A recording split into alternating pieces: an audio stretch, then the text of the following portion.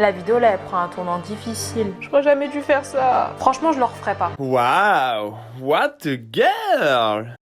Salut! On se retrouve aujourd'hui pour une vidéo cuisine. Je vous ai demandé sur Instagram si ça vous plairait que je fasse une vidéo avec mon monsieur cuisine. Je l'ai acheté en novembre 2020. Au début, j'ai fait des brioches, des bagels, des madeleines. Mais il faut dire que depuis un certain nombre de temps, je ne l'utilise plus du tout. Alors je me lance ce défi perso de réaliser un apéritif, un plat et un dessert. J'ai mon apéritif qui seront des tortillas avec du guacamole au saumon. Mon plat, ce sera des boulettes à la grecque. Et en dessert, ce sera une charlotte aux fraises. Et en boisson, un granité menthe citron vert. Aujourd'hui, je vais me focaliser sur faire mes courses, préparer ma charlotte aux fraises. Et puis voilà. Première étape, la charlotte aux fraises. Je vais faire tout ce que je peux. J'ai jamais réalisé de charlotte aux fraises. Là, je voulais vraiment me challenger là. J'ai peur. Ça va bien se passer. Et c'est parti! Allez, commencez. Déjà, j'ai pas d'image. Mais bon, j'imagine qu'il faut que je mette du film alimentaire sur ça, quoi. Et là, pour les faire ramollir 5 minutes dans de l'eau froide. Est-ce que ça se mange? Les lunettes, elles font du reflet, j'aime pas. Franchement, je trouve que ça manque d'image parce que là, je fais les trucs, je lave mes fraises, mais je sais pas si je vais aller dans la bonne direction. Parer, c'est quoi parer? Je vais regarder sur internet ce que ça veut dire parer des fraises. Enlever les chapeaux, ouais. On va mettre un peu plus. Un peu plus, c'est mieux qu'un peu moins. Alors, je vais les couper en tranches. Mais en tranches de quel côté? Je sais pas ça. Ça, c'est des tranches, ça. Hein? Franchement, si c'est pas bon, j'ai le seum parce que là, rien que de couper les fraises, c'est compliqué. Ah putain, ça coule. Mettre le batteur en place dans le bol mixeur. Je sais pas ce que c'est. C'est quoi le batteur? Oh, je me sens dépassée. Oh, la vidéo là, elle prend un tournant difficile. Faut que j'aille chercher la notice du monsieur cuisine. Ah, je me sens challengée de ouf parce que là, je suis partie chercher les accessoires du robot cuisine. Je sais pas s'il y a le batteur là-dedans. En français, page 18. Batteur, ça ressemble à quoi? Et franchement, je sais pas où il est. Ah, batteur! J'espère qu'il faut juste le clipser parce que... Ok. Hop. 305. Retirer le gobelet doseur du couvercle. Ça, c'est le couvercle et ça, c'est le gobelet doseur. Bon, je pense que ça veut dire que je dois le placer, hein. Mais ça saute! Le liquide, il saute. Pourquoi je devais retirer le truc, là? Moi, j'ai pas envie que ma cuisine soit sale.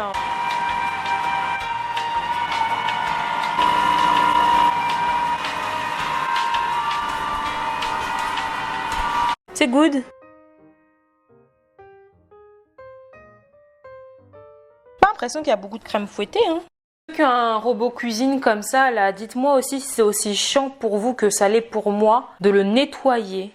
Et franchement, c'est dissuasif de faire à manger parce que je dois nettoyer ça. Moi, la plupart du temps, je me coupe avec les lames qui sont dans le robot parce que je sais pas comment les démonter et que je sais que si je les démonte, j'arriverai pas à les remonter. Du coup, je les laisse, du coup, je me blesse. Voilà, dites-moi si c'est chiant aussi cette tâche pour vous et que du coup, ça vous empêche de faire à manger, quoi. Disposer 35 boudoirs sur une plaque à pâtisserie et chemiser le moule avec du fil alimentaire. Je comprends pas ce que ça veut dire. Disposer 35 sur une plaque à pâtisserie. J'ai besoin d'une image, hein, parce que moi je comprends pas si je dois mettre mes boudoirs, si je dois les mettre là. Là, c'est quoi une plaque à pâtisserie? Écoute, je vais prendre une plaque. Ils m'ont dit, ok, je vais mettre mes boudoirs.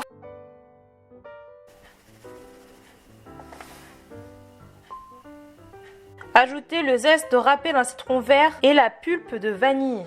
On va faire une entaille comme ça. Ah, faut prendre la pulpe, ajouter le zeste râpé d'un citron vert. Tu vois, faut prendre tout le zeste. Faut pas juste prendre un peu, faut tout prendre. Je vais éplucher ce citron vert. Hein. Mais j'aime pas, moi, le zeste. Ça va être trop citronné, ça. Je trouve que ça met trop de citron, là. Je mets mon zeste là-dedans. Regardez! Putain, j'ai des bonnes idées. Et la pulpe de vanille. Ça manque d'image le robot cuisine là. De comment faut faire les choses. Ça aurait été beaucoup plus facile quoi. Ça sent un peu le, je sais pas, le caca, non? Bon, c'est pas bien de dire que la vanille sent le caca, c'est pas normal d'avoir ces pensées comme ça, Jen. 120 g d'eau. Insérez le gobelet doseur dans le couvercle. Doseur, voici le couvercle. Oh merde! Laissez le mélange refroidir dans le bol mixeur. Là, ça devient compliqué. Il faut savoir que j'ai pas pu trouver le coulis de fraises. J'ai pris du nappage framboise à la place. Je vais essayer de bricoler le truc pour que ça passe. Dans la recette, ils me disent qu'il faut 150 ml de coulis de fraises. Moi, là, j'ai 125 grammes. 125 grammes en millilitres, c'est quoi? Ça va pas du tout parce que là, ils me disent 500 grammes. Là, mais en fait, j'ai 200 grammes grand max. Du coup, j'aurais dû prendre 2 fois ça. Écoutez, j'ai des fruits rouges au congélateur. Je vais les chauffer, les mixer. Ça va faire du coulis, non? Vas-y, il y a à peu près 300. Vas-y, ça ira. Vas-y, on va mettre ça au micro-ondes. Des fraises, des mûres. Je suis une bolosse, là. Je sais pas quelle idée j'ai eu aussi de faire de la charlotte aux fraises. De l'eau, du sirop d'érable, ça va coulisser, ça. Hop. On a une bonne texture. C'est coulissant, c'est du coulis, ça. Si ça coulisse. Ouh, c'était pas censé arriver ça. Courage. On verse. Le nappage aussi. Je vais l'ajouter. On mélange. Voilà, c'est mon coulis. Peu de morceaux. C'est bon. Vas-y, je mets mes 500 grammes. 50 grammes. J'ai obtenu ce mélange. Non, vraiment, mon coulis là, il va gérer. J'imbibe et je le place. Je suis trop fière. Je retire ce que j'ai dit sur le zeste, c'est super bon. Ensuite, mettre 100 g de coulis de fraises dans le bol mixeur, réserver le reste. Je viens de vider de l'eau par terre. Encore, je me dégoûte. Mais bon, ça séchera pendant la nuit là. Là, je suis fatiguée. Retirez le gobelet doseur du couvercle. Au cours de l'étape suivante, au bout d'une minute de cuisson, ajoutez la gélatine par l'orifice de remplissage. Puis après une autre minute, ajoutez de la même façon le coulis de fraises restant. Waouh! La gélatine entre en jeu au bout d'une minute. Je prépare ma gélatine. 30 secondes, 20 secondes. Attends, je suis pas prête. 10, 3, 2, 1. J'ai intégré la gélatine. 20 secondes pour le coulis. Putain, mais ça va jamais entrer là. Je me tiens prête. 13 secondes. Ouais, j'ai le temps en fait. Je m'excite pour rien. Je suis grave fière de moi. Laissez la crème obtenue refroidir pendant 15 minutes. 15 minutes? Qu'est-ce que je vais faire pendant 15 minutes? Franchement, là, j'arrive au bout. Du coup, j'ai pas envie de faire des erreurs de dernière minute. Comme casser ma crème fouettée avec un liquide chaud qui viendrait la dissiper, quoi. Donc, je fais refroidir. Je patiente, même si maintenant il est 22h. 1h30, je suis sur ce dessert. Franchement, ça a intérêt à être bon.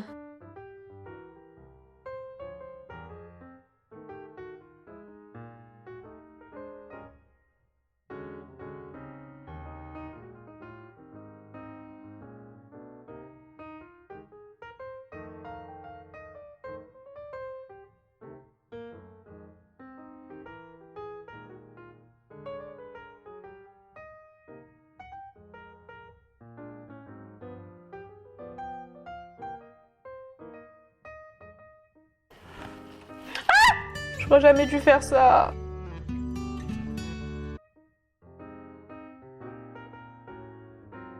J'ai extrêmement mal au dos. Du coup, j'ai mis 2 heures pour réaliser ces charlottes aux fraises. Franchement, je le referai pas. Je suis de retour après une bonne nuit de sommeil. Je suis là pour préparer les autres éléments de mon menu, à savoir le granité menthe citron vert, les chips de tortilla, le guacamole au saumon et les boulettes de viande à la grecque. J'espère vraiment que cette fois, ça va être beaucoup plus court que pour la charlotte aux fraises. D'ailleurs, elle est toujours au frigo. À la fin de la vidéo, je te propose de me regarder déguster ce menu. J'ai vraiment hâte de tout manger.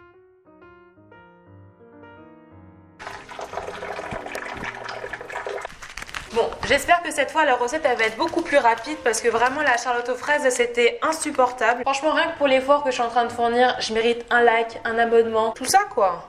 Allez, on va laisser infuser sur le côté. Lavez les 6 brins de menthe, les sécher et les effeuiller en réservant l'extrémité des 4 brins pour la décoration. Ok, j'ai déjà pas compris, mais ils sont déjà lavés, j'ai pas besoin de... Bon, ils sont déjà secs. Ça sent si bon la menthe. Elles sont belles mes feuilles. J'ai bien sélectionné. Bon, de toute façon, j'ai besoin de 6 brins. C'est quoi les brins? Ah, je pense que là, j'en ai que 3. Et de toute façon, je suis toute seule. Je garde les tiges. Ça va décorer. Pas compliqué des feuilles de la menthe. Jusque-là, ça va. Mettre le thé froid et les feuilles de menthe préparées dans le bol mixeur. Donc là, il faut que j'attende que mon thé soit froid. Du coup, je vais passer à une autre recette. On m'a dit de prendre des brins d'anettes, mais moi j'ai de l'aneth en poudre, du coup ça va aller. Laver un petit bouquet d'anettes, les sécher et retirer les gosses tiges réservées. Pas à laver ni à sécher. Waouh! Il est un peu dur, non? Bon, je sais jamais comment enlever le noyau, moi. Donc du coup, je vais faire autour de lui. Bon, je vais y aller à vue d'œil. Vas-y. Comme ça. Non, je vais pas mettre trop.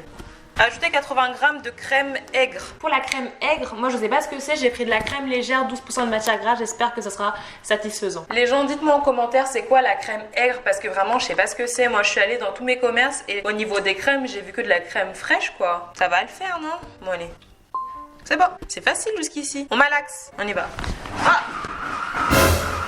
C'est violent. Les 10 minutes sont passées, du coup j'enlève les sachets de thé. J'ai une bouillie comme ça. En fait ça change pas du tout de mon quotidien parce que je mange des avocats au toast. J'avais même pas fait le rapprochement.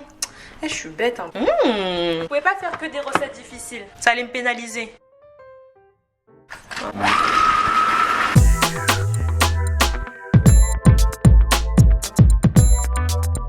Salé et poivré à nouveau. Attends, je vais goûter. Là, je pourrais le faire au quotidien. C'est pas comme la charlotte aux fraises où tu galères de ouf là. Là, c'était court. Les ingrédients, pas difficile de s'en procurer. Là, on aime là. Passons aux chips de tortilla en attendant que le thé soit froid. Réchauffer le four à 180. Bim, facile. Chemiser 2 plaques à pâtisserie avec du papier sulfurisé. Depuis hier, j'ai appris ce que ça voulait dire chemiser du coup. Couper 8 petites feuilles de tortilla en 8. C'est mieux avec un ciseau. Mélangez 8 cuillères à soupe d'huile d'olive, 2 pincées de paprika fort en poudre, 1/4 de cuillère à café de sel, 2 pincées de poivre et 2 pincées de piment en poudre dans un bol. Ça, c'est le texte le plus difficile que j'ai eu depuis le début. 1, 2, 3, 4, 5. Allez, du sel, petit piment là. Oups. Ça pique, mais ça va, donc je vais mettre tout ça. Mettre un peu de piment doux, ça va adoucir et ça va colorer. Ok. Et un petit piment de Cayenne parce qu'on a déjà mis beaucoup de piment.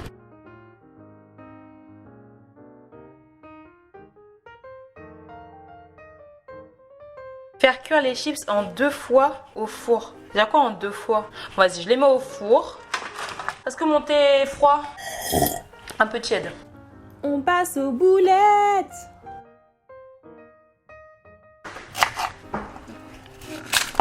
Ok. Les couper en 2. Hop.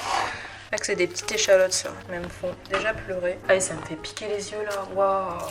Ah, je suis pas bien. Je suis pas bien. Je peux pas regarder. Est-ce que j'épluche vraiment?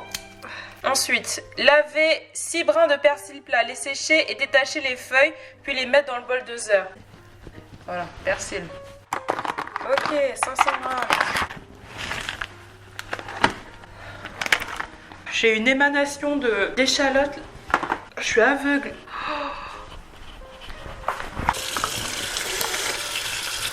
Ajouter 30 g de chapelure. Ajouter un œuf. Ok. Du sel quoi. Et une pincée de poivre. Et là c'est une cuillère à café. J'ai l'impression qu'il n'y a pas assez de sel hein, pour toute la viande qu'on a mise. Faut du sel, faut de la saveur. Attends, si on sale pas la viande là, ça va pas être salé. Ça coule. Comment je coupe en 16 ça là? Je fasse 2 x 8. 4 x 4. 4 x 4, 16. Voilà. Les mathématiques. D'abord en 2, puis en 4, puis en 8. Et ça, tous ces trucs là, je les coupe en 2. 1, 2, 3, 4, 5, 6, 7, 8, 9, 10, 11, 12, 13, 14, 15, 16. Ah, j'ai peur que ce soit pas assez salé. Ok.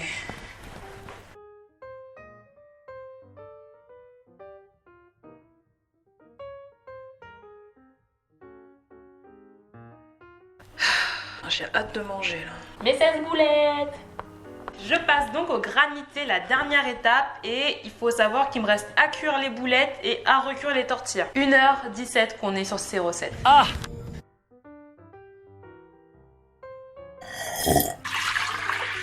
Mes petites feuilles de menthe. Quoi d'autre? Des glaçons. Moi, c'est une des étapes les plus difficiles de la recette pour moi.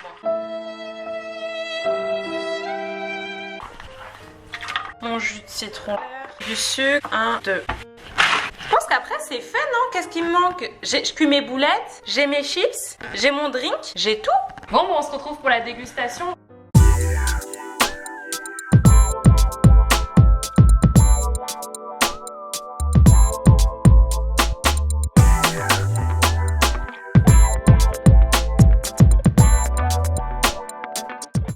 L'ensemble de mes plats. Allez, c'est parti.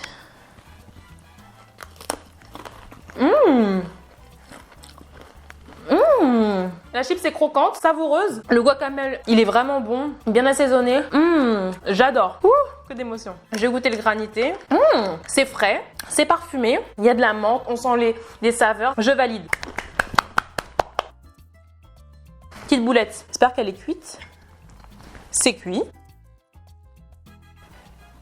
Boulette un peu fade. Je pense que c'est parce que ça manque de sauce. Non, les boulettes, je suis pas très fan. C'est bon, mais c'est pas transcendant. C'est pas assez juteux. Le fromage, la feta, ça apporte quelque chose en plus, mais j'aurais pu m'en passer. J'accorde un 9 sur 10. Franchement, c'est trop bon. C'est meilleur que les industriels et franchement, je vais en refaire. Pour le guacamole, pareil, 9 sur 10. De toute façon, tu mélanges de l'avocat et du saumon fumé, tu veux pas te tromper. Du coup, pour le granité, comme c'était un peu chiant à faire, je lui mettrais un 7,5, 8 sur 10.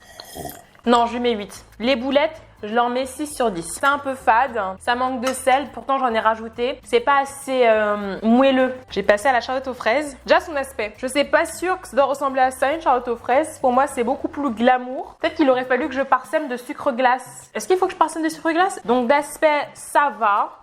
Vas-y, on va goûter. De toute façon, je suis là pour goûter. Ouh, waouh. Ça a l'air moelleux, ça.